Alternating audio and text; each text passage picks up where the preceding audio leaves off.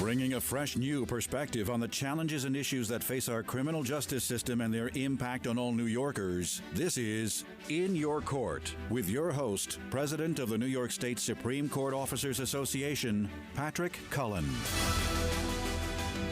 And good morning, everyone, and welcome to another installment of In Your Court. I am your host, Patrick CULLEN, and I'm the president of the New York State Supreme Court Officers Association, one of the largest labor unions proudly representing law enforcement throughout New York City and the lower Hudson Valley. We have a very informative program planned for you today with a heavy emphasis on the state of labor in New York and our fiscal health as a state. Included in our discussion today about our financial well-being will be updates about our state pension plan. Recently, I was able to participate in a conference of public employee labor unions, and after the last 20 months, there was a massive amount of information shared about how COVID has affected us all and how working people throughout New York are all in the same boat as we emerge from it and recover. Of course, we're sharing much of this information with our membership through our many information platforms, and we will discuss some of it on today's program. This conference served also as a forum to hear from some of our elected officials on the impact COVID's had on us, and even more importantly, how we are going to work together to emerge from the pandemic stronger and wiser. The shift in Albany away from a severe hardline approach to one with more understanding that state government works because of the workers, the dedicated people who spend their professional lives serving their fellow citizens. I'm encouraged by this shift and by the dedication of so many of those who hold office and our brothers and sisters in labor to making changes for the better in the lives of those of us who serve. I believe this upcoming New York State legislative session will be amongst the most crucial in recent history, as New Yorkers from all walks of life, all corners of the state, and hundreds of different perspectives will seek funding and legislation to make a difference on the issues and topics that mean the most to them. I'm honored to represent our membership in that process, and I remain optimistic that our causes will be addressed through the SCOA's fervent participation in the legislative process. One of the great elected officials of our time joins me now. He has been the Chief Financial Officer of New York State since 2010, and he serves as the sole fiduciary of the New York State Common Retirement Fund, the third largest in the United States. It provides retirement security for over 1 million members and their beneficiaries. He's also a longtime champion of labor and working families. It's always a pleasure to spend a bit of time with New York State Comptroller Tom DiNapoli. Tom, welcome to the program.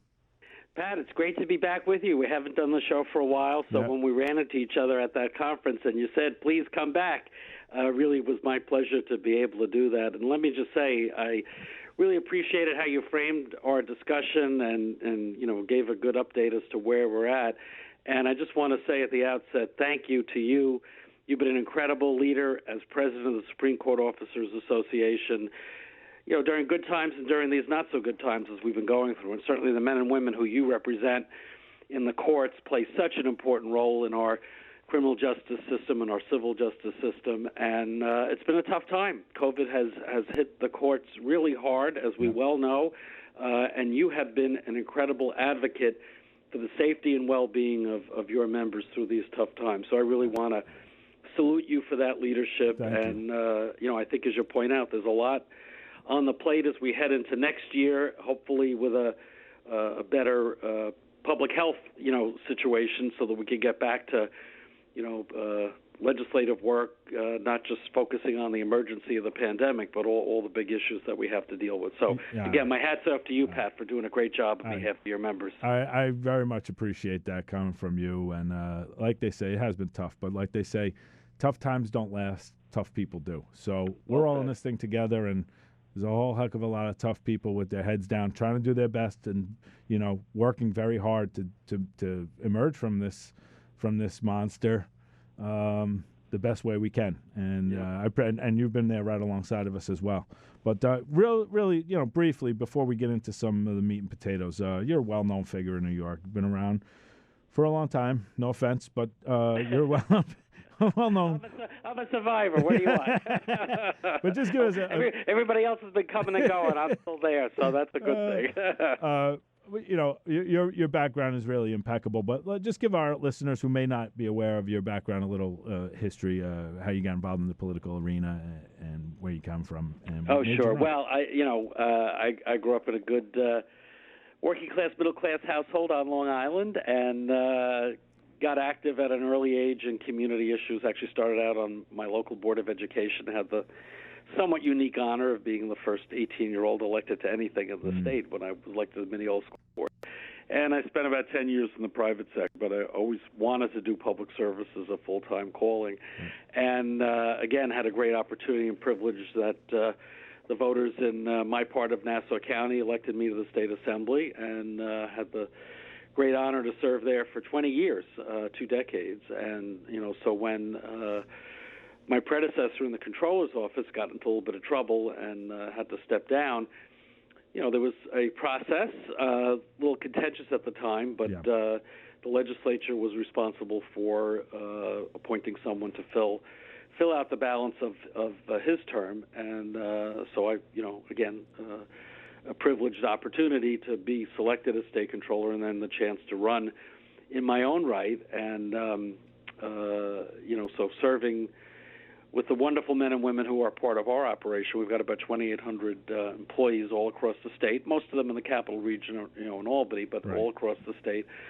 And, during COVID, most folks working remotely, but getting the job done. So all of those responsibilities, you mentioned being chief fiscal officer and trustee of the pension fund. And there's so much that we do that's fundamental to government operations. And, most of our employees are civil service. They're chosen by merit, and they have a real commitment to the mission of the place. So for all the years I've been in public service at the local level and at the state level, I have to say, Pat, that the opportunity to serve in the statewide position, particularly in the controller's office, that really focuses on issues of accountability and transparency. It's so important these days.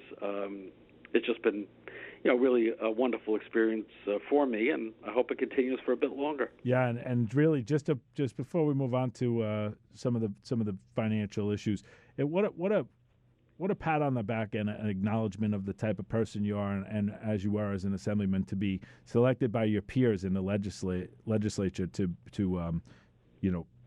fulfill the vacancy at the controller's office. I think it just speaks to your character, and I don't think that should go unnoticed. But I appreciate that, and I always have to give a shout out to the fact that it was a bipartisan support. Absolutely. I would not have been in this position had I not had a significant number of crossover votes from the Republican side. So, so my late Republican parents probably were smiling down.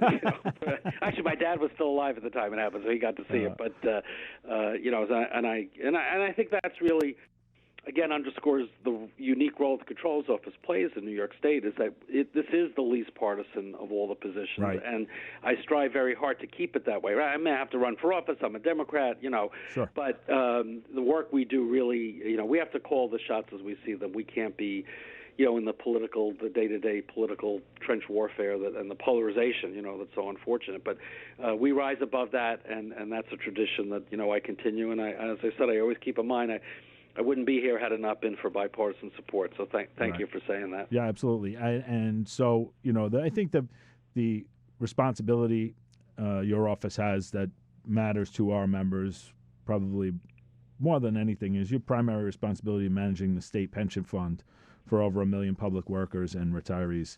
The fund had a record year last year. How did that happen when we saw essentially so many things come to a halt?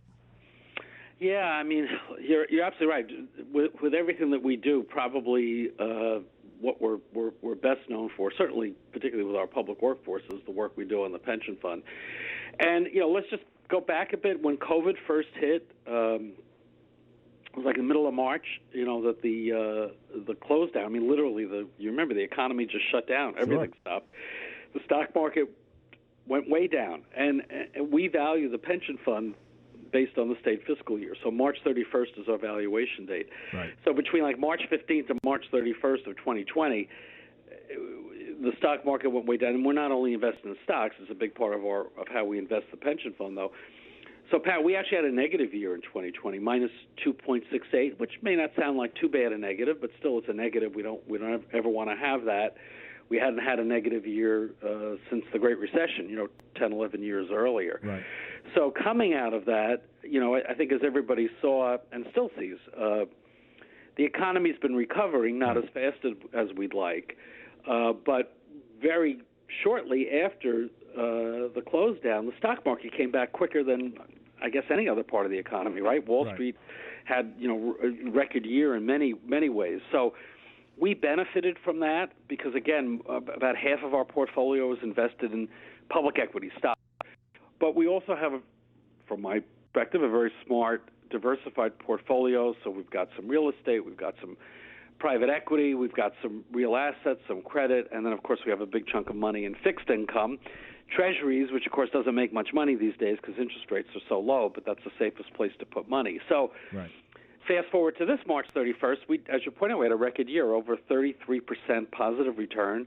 We've never had a return like that in the history of the pension fund. So we went from a slight negative to this outsized, return. I don't think we'll see another 33% return. Right. But it really was a combination of the markets coming back so quickly and strongly, and the fact that our other investments performed very well also. So the good news is that we went into the challenging pandemic environment as a strong and well-funded pension fund. As you know, you've heard me talk about it many times. We're one of the best funded of all the state pension plans, and by that I mean having enough money in our assets to cover our liabilities, meaning our pension obligations, not just today, but 20, 30 years from now. So I'm very proud to say that we were able to, because of these great returns, cut the contribution rate to our government employers, so that's the taxpayers, to the tune of about $1.5 billion. And at the same time, still have our fund be 99.3% funded, so virtually 100%, virtually a fully funded state pension fund.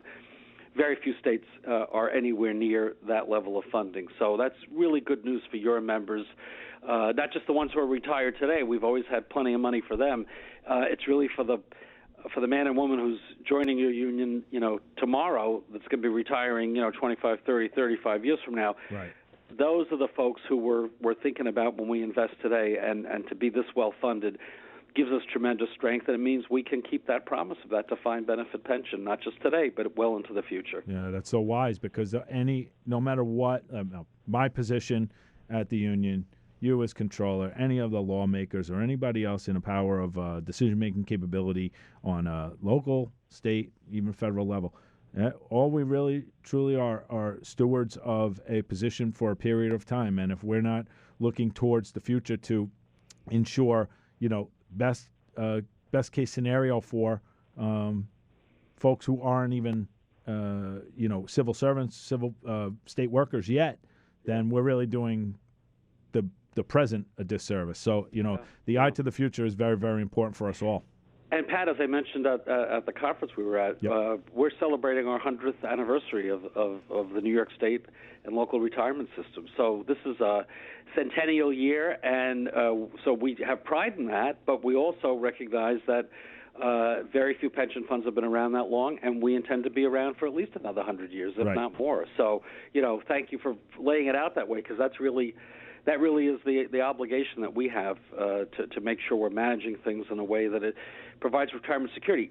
So many folks out there in the private sector do not have pensions anymore, and everybody's living a lot longer, right? That's one of our challenges. Our payouts are going over a long period of time. Thank God, people living into their 90s these days. It's not unusual. But you have so many folks now that don't have a pension, or they only have a 401k. And if they retired at the wrong time, right, where the market might have been doing well, and they're really jammed in their golden years, and they're frightened, and they need help from family members. Well, the advantage of being a public worker still in New York. You have to work hard. You have to work for a lot of years, and in many cases you may not make as much money as some folks in the private sector, but you still have that retirement security that comes with that defined benefit pension. And I think as we all get older, the health benefits, the pension, you realize that's an important part of the bargain. You put enough time working as a civil servant, as a state worker or a local government worker, with all the sacrifices and all the challenges at the end of your career, you're going to have health benefits, you're going to have a pension.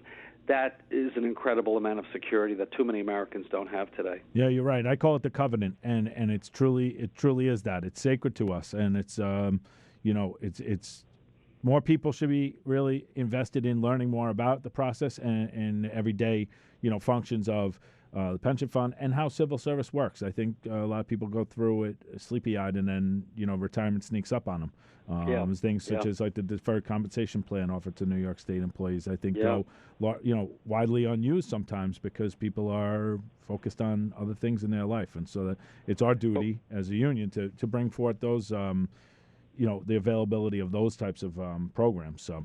But what's so key is that all this stuff didn't just happen, and right. The reality is the unions, certainly SCOA being in the front line of that, have fought for these benefits. I mean, especially on health care, which is separate from the pension, and it's something that's part of the bargaining. But when the pension fund has been under attack, and the tier changes, and some of the proposals were not even changing tiers, which your members are familiar with, but it was to change totally and not have a defined benefit pension anymore, right. to go to a defined contribution, which I thought would have been terrible. But it was the unions and your leadership and your union in the front ranks of it saying, no, we fought hard for this. It's an important benefit. So I really want to thank you for protecting, this very important benefit because, hey, when times are good, things are quiet. But, you can be sure, if tough times come around again, there are just some folks out there that philosophically just don't support the idea of a pension. And part of it is, I hate to say it, the phrase out there, pension envy. They may not have a pension, so they don't think anybody else should have one. Well, that's not smart. And that's where the role of the unions really has been so key. And so as trustee of the fund, I thank you for being an ally in protecting the fund. No question. I kind of frame it as we have the best defense in the league, so to speak, the unions. Yep. We're always playing defense. We're kind of on our heels a lot because of the attacks. And, it's the rare occasion where we actually get to go a little bit more on the offensive. But when those opportunities present themselves, we definitely take advantage. But in a similar vein, I want to we'll continue our conversation here on In Your Court with New York State Comptroller Tom DiNapoli. Tom, on the subject of a pension fund, you're aggressive about holding corporate America accountable. You recently, I believe, sued Boeing over unsafe business practices. And you continue to push corporations to diversify their boards and disclose political spending. You also created something called the Climate Action Plan and are investing in low-carbon opportunities. How do these actions help the pension fund?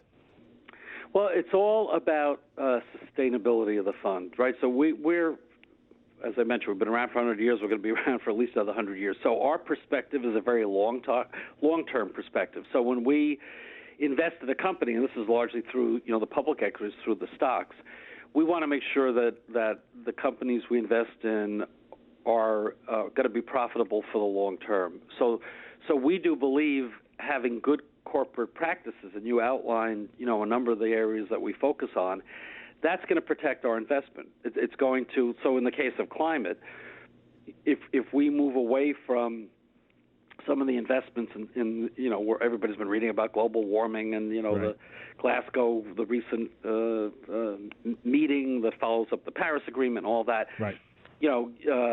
From our perspective, we want to be invested in companies that understand that the whole energy landscape is changing, that they're going to be part of the positive change. So we want to de-risk our portfolio. So we've been selling off some of the for lack of a better word, dirtier, fuel investments and energy-related investments, right. And seizing on the opportunities that are coming with the low-carbon economy that's coming to play.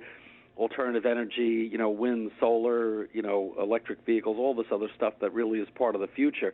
So that's part of what you point out is our climate action plan. We're doing it in a thoughtful way, but with our independence. This is another area where, Pat, you were very helpful in your union and your brother and sister unions, because the legislature, you remember, wanted to mandate how we would handle this issue and really take away my ability as trustee, as fiduciary for the fund, to make the best decisions in the interest of the members that benefit from the pension fund. And they wanted to make it a political judgment. And the unions pushed back and said, no, the controller's the trustee.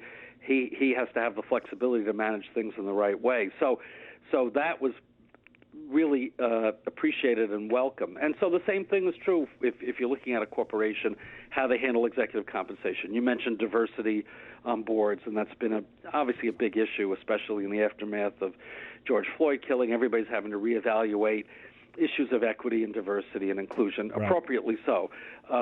We've been focusing on disability inclusion, another area. You mentioned Boeing. We sued Boeing as a shareholder. People remember the 737 MAX, those terrible plane crashes, and we took a look and we said, hey, this corporate leadership is not really doing right by safety protocols and how they operate. And so this was what's called a derivative suit. So what we were seeking was corporate reforms, how their board is managed, having expertise and background as far as aviation safety, having very clear opportunities for, in a sense, like we have in the public sector, whistleblower protections. And we won that. We settled, but we won these key corporate reforms. So when we do these activities, or we vote at we propose a shareholder resolution, it's all with the point of view of how do we protect our investment for the long term, because we want to stay invested in these companies for the long term if they do the right thing. And most of the time, you may have to push them a little bit, but we do get them to do the right thing. Yeah, it's a responsibility, and I think an accountability on behalf of all the members of the funds, and it's to be commended. What's the overall fiscal outlook for New York as we emerge and recover from the pandemic, Tom? It's better than it's been, and I will use your words of emerge and recover, because that's being optimistic, and I'm optimistic about where we're headed. But everybody listening has to stay safe, right, and follow the science and follow the safety protocols. Look, when we were looking at this, going back over a year ago, we really were facing terrible budget gaps. The tax money just wasn't coming in. The economy was on hold. People weren't working. It really problematic in terms of how we looked at the state's fiscal picture. And a lot has changed. Number one, as you point out, we have been in a recovery mode. Now, we haven't gone back to where we were before the pandemic. We haven't grown back all the jobs that were lost. We're still only about 56, 57% of the jobs regrown that were lost. But we're every month, I should say, we're seeing, greater hiring, and that's good news. People are spending money again. Sales tax collections are up, not only compared to a year ago when they were obviously pretty low because of the impact of the pandemic, but they're up over 2019 numbers as well, and sales tax is a good indicator of economic activity. So that's one piece of why we're in better shape.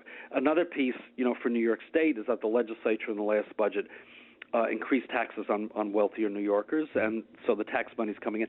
The big game changer, though, Pat, has been the federal money. The American Rescue Plan, billions, $12.7 billion to New York State, $5.9 billion to New York City, $4.9 billion to localities outside of New York City, billions more for schools and hospitals.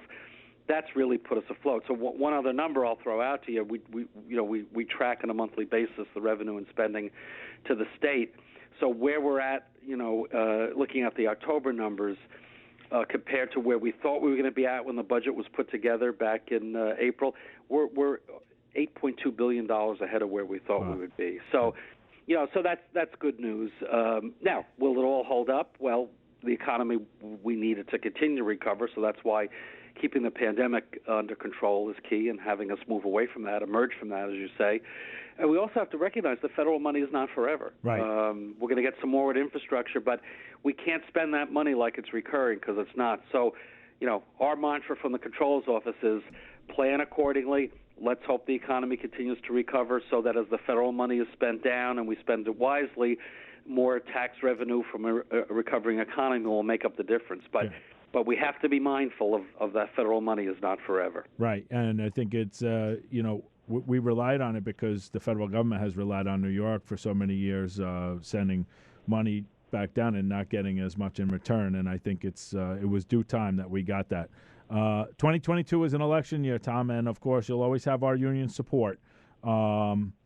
I urge everybody listening to the show, especially members of the SCOA, please visit osc.ny.gov. There's a tremendous amount of information about not just pension-related things, but financial-related news coming out of Tom's office. There isn't a better elected official out there. And thank you, Tom, always for being there for our members and being someone we can always count on as we navigate life as public employees. Your work and your friendship means so much to us all. So I thank you for joining me today. We'll return with more In Your Court right after this. Welcome back to In Your Court with your host, Patrick Cullen, president of the New York State Supreme Court Officers Association. Well, welcome back to In Your Court. Our next guest was first elected president of the Public Employees Federation, representing over 50,000 New York State workers, and recently began his third term as president. I'm very pleased to welcome Wayne Spence to In Your Court. Wayne, thanks for joining me today. I appreciate it. Hey, thank you for having me, Pat. You got it. Just before we get into some of the issues and topics to speak about today, tell our audience a little bit about yourself, where you're from, your background, and what made you become a civil servant. So I'm originally from Jamaica. I was born in Jamaica, West Indies, came to the U.S. when I was 10 years old. I lived in Queens, New York, first in St. Albans, then first in Cambria Heights, and then I moved to St. Albans. I went to school in the Bronx High School of Science, then went on to college on Long Island, where I got a degree in electrical engineering, and I didn't really like that, so I ended up becoming a child protective service worker back in the late 80s, then a probation officer, and then I went on to become a parole officer. And as a parole officer, I started pushing back on some of the nonsense that management was doing, and I got involved with the union. Right. And kind of moved my way. Then actually wasn't crazy about the union. I actually tried to decertify from the union. I didn't think the union, past Public Employees Federation, was representing law enforcement as a parole officer properly, and I did try to decertify, and it turned out was me being naive. The decertification didn't work. We went all the way to PURB. PURB said no, that we're in the proper bargaining unit. So then I said, okay, then since I'm going to be stuck with this union, I'm going to have to fight for this union to represent my rights and my members' rights. And I end up challenging the union to do better. Filed a couple lawsuits against management. Management came after me, retaliated. Basically, they moved to terminate me. Wow. Because I started talking about bad policies that they were doing that was putting the community at risk. And I filed a lawsuit in federal court, which got publicized and made the rounds in New York, across the state. And I decided to run for elected office, higher elected office. So yes, that's my story, man. Yeah, and it's quite a story, to be honest. And I think it mirrors some of the many guests, including myself, on the show here. That we have labor leaders from many different corners of the state who tried their hand in the private sector, didn't really like it, went into civil service, didn't like what they saw, something about the job, something about the union, something, dissatisfactory. And instead of complaining about it, you get involved and you try and be the change you want to see, as they say. And so, your story, your narrative completely falls in line with that. And I think that the level of success with labor leaders is directly related to real-world experience and you putting in the effort to make the changes and make a difference. And so, your story absolutely matches up with that. Thank you. Yeah. Usually it's something, man, that pisses off a person to motivate them to get involved and help not just yourself, but help others, right? Yeah, absolutely, 100%, Wayne. PEF is a very large organization, comparatively to our membership especially. Who is it that you represent, and what are some of the challenges with such a varied membership? So I represent what we consider professional, scientific, and technical titles in New York State government. They call them PSNT. So my union was a part of CSEA. There was a time when CSEA was a juggernaut.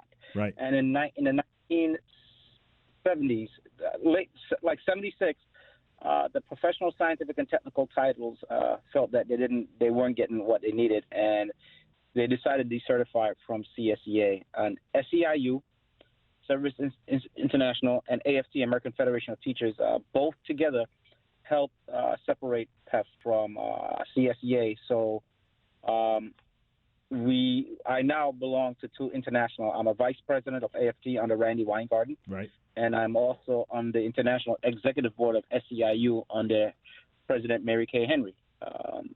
We have 3,000 titles in my union. And let me tell you, with 3,000 titles, you're never going to make everybody happy. So I try and do the best for the majority of my members. Yeah. Sure. I mean, 3,000 titles. We have one, and it's hard enough to run our union on a much smaller scale. But, yeah, you're right. You have to almost, I guess, focus on really big picture items. And to get into the minutiae, you have to really rely on local folks involved with the union who really can speak to the ins and outs of a very specific set of facts, topics, issues. But wow, that's a challenge, man. And I commend you for it, especially having just begun your third term as president of such a massive organization, but also a very well respected one. You mentioned CSEA, and oftentimes we're at odds with CSEA because they represent court employees as well, and oftentimes they are they instead of choosing to take action, they choose to take inaction, and we're wound up holding the bag. You laugh probably because you're familiar with it. But you know I'm laughing, right? Yes, I do. Yes, I do, and that's why I bring it up because you I said this at a recent delegate meeting. I think a lot of people look to a large union like that and give them a lot of credit just because they're large. And then you have a group like mine and some other groups of smaller people who are, breaking our backs to try and get it right when begging a group like that to participate in whether it be, PURB filings and things of that nature. And we're met with, apathy. It's tough to swallow, but, it clears our path for us to know what we have to do. You know what I mean? So, but your organization is much more widely respected, and obviously why we wanted to have you on and speak about some of the issues. You're a parole officer. What are some important facts that the parole system generally and parole officers specifically that you think the public doesn't know enough about? We often refer to ourselves as the unsung law enforcement unit in New York State. Nobody wants to talk about it because nobody wants to know that there are parolees in their neighborhoods. People get out of jail, get out of correctional facilities, and if they do commit new crimes, my agency does not want to hype it and hype the work we do. They would rather it stay underneath the radar. So for the most part, most people don't know what we do. Even all the law enforcement. I can't tell you how many times I work with NYPD.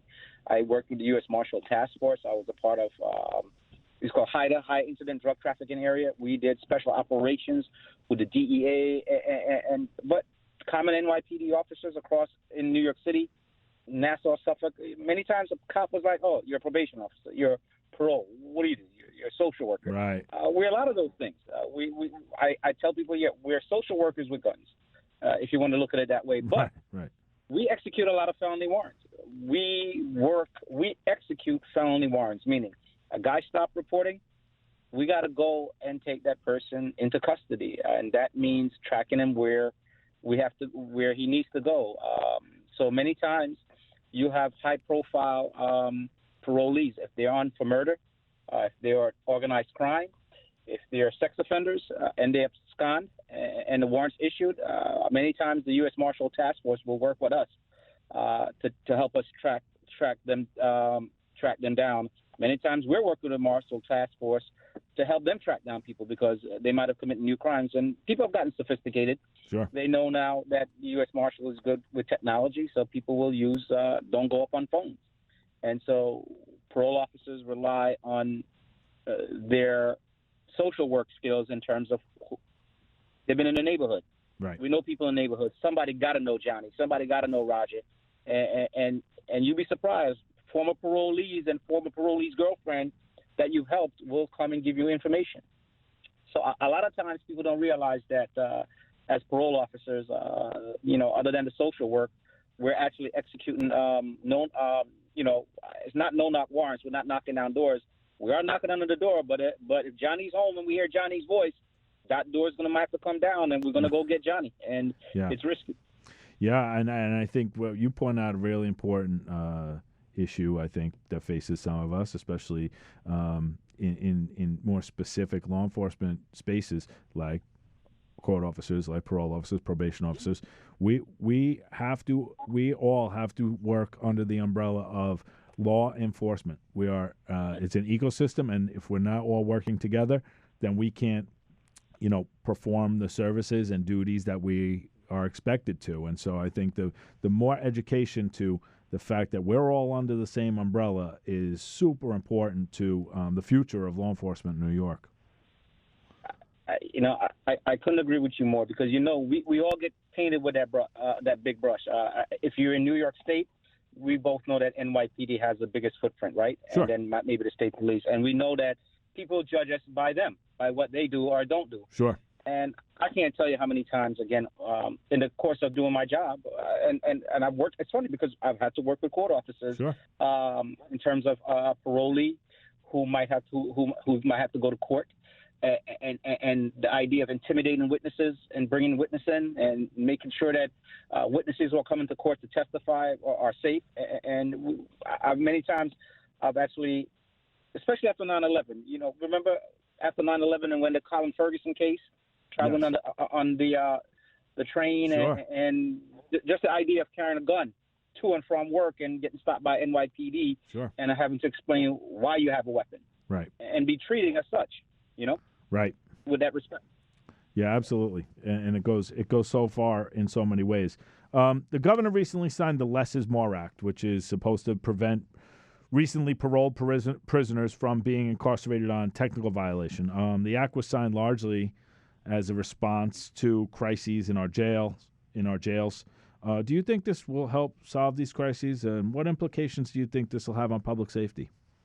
It's not going to help the crises at all. So it will, to a certain degree, yes. It's going to definitely bring down the jail population. It will get people out of jail, but they're going to go into black and brown communities. I'm African American. I live in Long Island. I live very close to places like Hempstead and Roosevelt, and I used to live again in the city. And what you're going to have is that these folks are going to come home, and they're not going to go live in Scarsdale or Garden City. Right. They're not. They're going to go into black and brown neighborhoods and working class neighborhoods, and without the proper tools, they're going to cause havoc, and they're starting to cause havoc. So even though the law hasn't taken effect and won't take effect until March, my agency, New York State Department of Corrections, are already started to model their policies and given internal directives to officers about what they can and can't do. And we have parolees now coming in, and if a parolee's on parole for assault in the first, assault in the second degree, and we think they're coming in and they look like they're high, or we hear from their family that he's back to using drugs, agency policy said don't drug test them. Right. If the crime is not for narcotics or a DWI, then don't test them.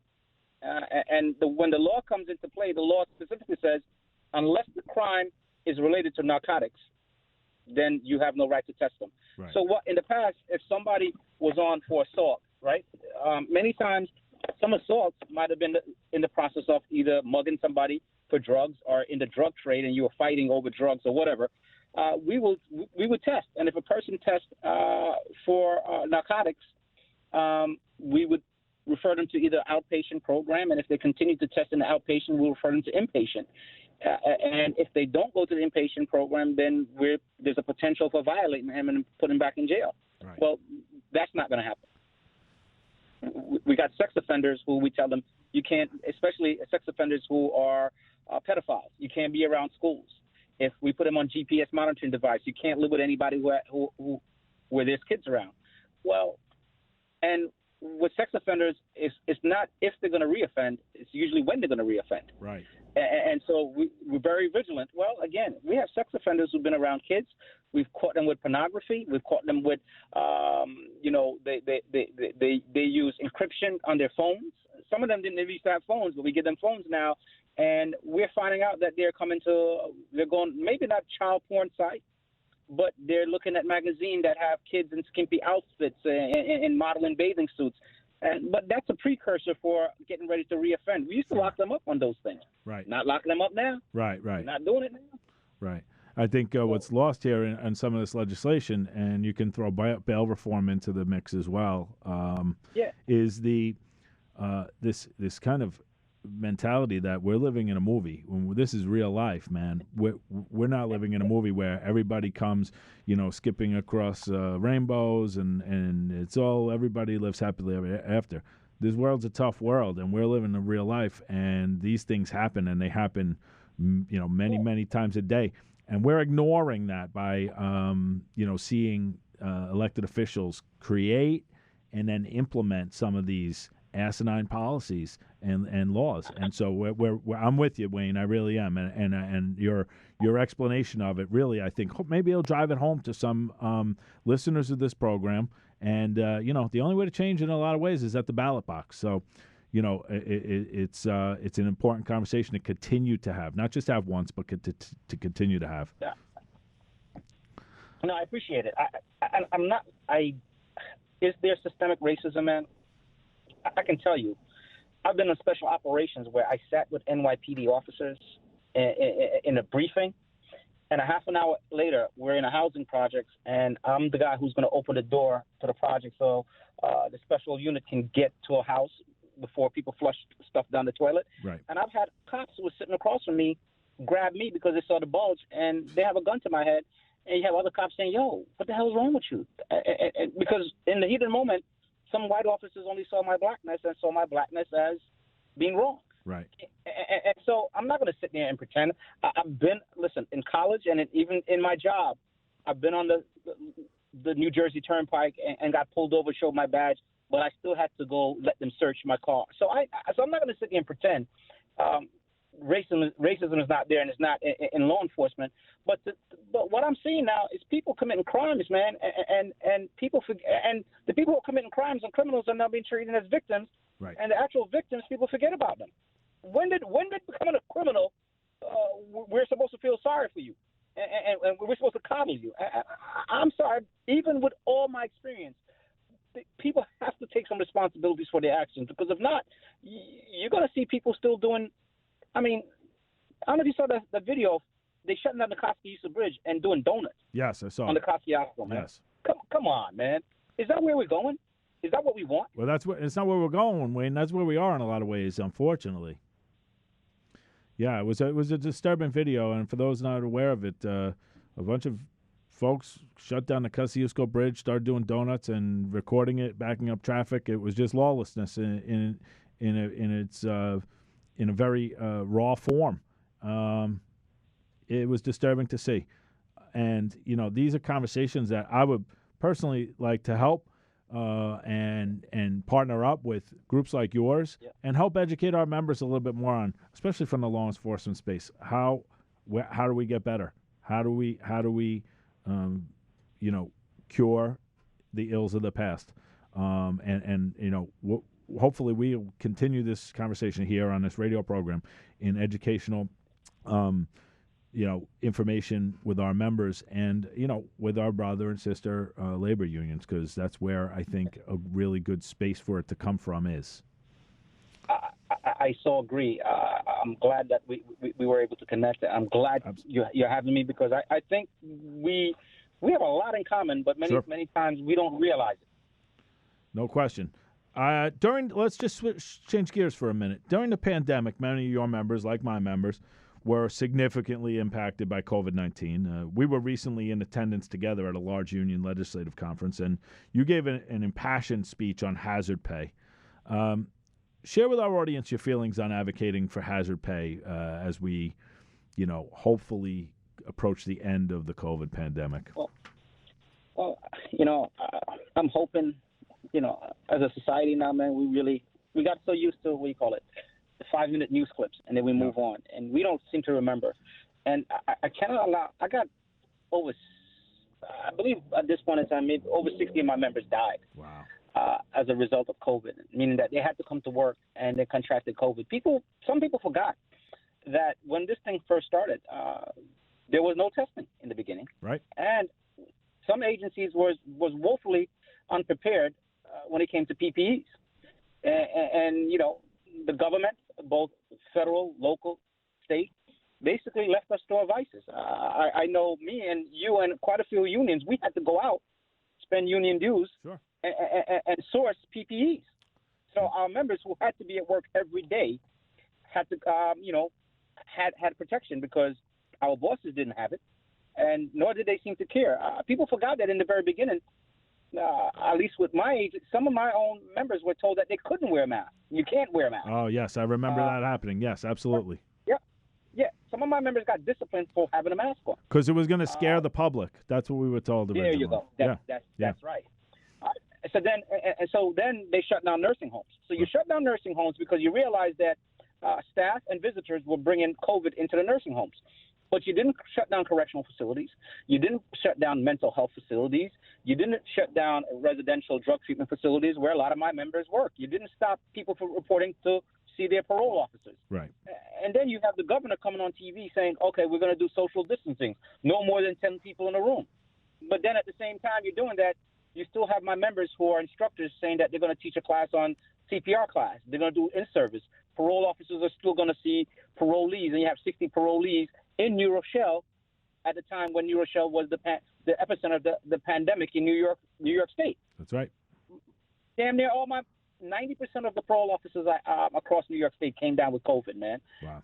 And most of them survived, thank God, but some of them died. And if you remember, Cuomo was calling them heroes. Yes, they're heroes, and we're going to send sirens. And I get it. When everybody was shut down, when the highways had no cars on it, yep. Remember there were companies that would send pizzas to those essential workers. Yep. Well, that's all well and good because there was talk about COVID hazard pay for people like nurses that normally wouldn't get hazard pay. I mean, as a parole officer, I get some hazard pay when I do certain things. It ain't much money, but there were certain titles where we didn't even consider the job to be hazardous. But it was hazardous to go to work. It was also hazardous to come home because you could give it to your family. We spent $250,000 putting nurses and other essential workers that we have into hotels so they couldn't bring it home to their family because we didn't have proper PPEs and there was no testing if you had COVID or not. And so now with all people forgotten that, I believe that those sacrifices that my members made, because we don't know the long-term effects of COVID, and quite a bit of essential workers got COVID. Where's the hazard pay? Why are we only talking about mandation now? Right. And why those same workers who came to work, why are they villains now? Why are we vilifying them? Right. Yeah, you're right. Once the pots and pans were being banged every night at 7 p.m. for the folks who were brave enough and courageous enough, and oftentimes, forced to come to work to take care of their fellow citizens.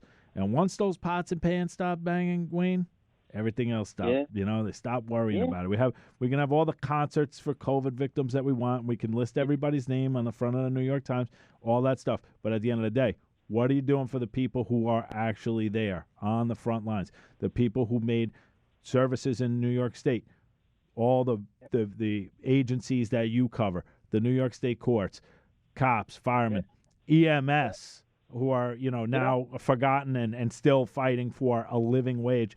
Everybody's forgotten. Yeah. It's the New York way. But I'm hopeful that maybe the shift in the executive branch in Albany, maybe. It's still too early to tell, brings us a new day and a new era of looking at workers maybe a little differently than the previous governor did. I'm hopeful too, but I got to tell you, man, I'm going to make my members and some of those electeds, I'm going to hold those people accountable. I got a lot of Zoom meetings that we went on that they recorded it and they shared it with me where they made promises, man. They made promises that they would not forget. They were not going to treat heroes as zeros. Right. And I'm going to hold them to that commitment because if they can do that, listen, if they can do that to our members now, here's what I know. Karma is a BIT. You know what I mean? Yes, and what, you don't think there's going to be another pandemic? You don't think there's going to be another thing where you might have to need the members that we represent to come out? So why the hell would they want to come out and do this next time around? Right. If this is the way you treat them. Right. You're 100% right, Wayne. And to be honest, we're living in the crisis era now, right? We're constantly fighting crises off left and right. And it's only going to happen again. And if it's, it might not be a virus. Maybe it's something worse. And I don't even speak to it, but technologically we're in, we're vulnerable on so many levels. We're not prepared for it. Whatever the next is, we're not prepared for it. And eventually we're going to have to. I got so many more questions for you, but we're running out of time. It is a real pleasure having you on the show today and learning a little bit more about your union, and most certainly taking to heart a lot of your advocating on hazard pay. And I look forward to connecting with you as the legislative session begins, and we can kind of partner up and support one another on that. But it really was a pleasure having you. Talk about some critical events happening in New York, and thank you. Come back on the program again. Thank you. Appreciate you having me, man. Absolutely. That's it for. I know you. I know you have your court officers, man. You're not gonna. You're chief judge. Woof, Lord. We're having a tough time. I'm praying for you. Tough time, brother. So, and I know. Listen, you have to prevail, because if you don't prevail, then you know how bosses are. If they can get away with it here, they can get away with it there. And so I'm with you all the way. Thank you, Wayne. Thanks for the support and your friendship. That's it for another episode of In Your Court, ladies and gentlemen. Remember, we air AM 970 The Answer, Saturdays 8 a.m. and Sundays at noon. To learn more about our organization, visit nysscoa.org and join us again next week in Your Court.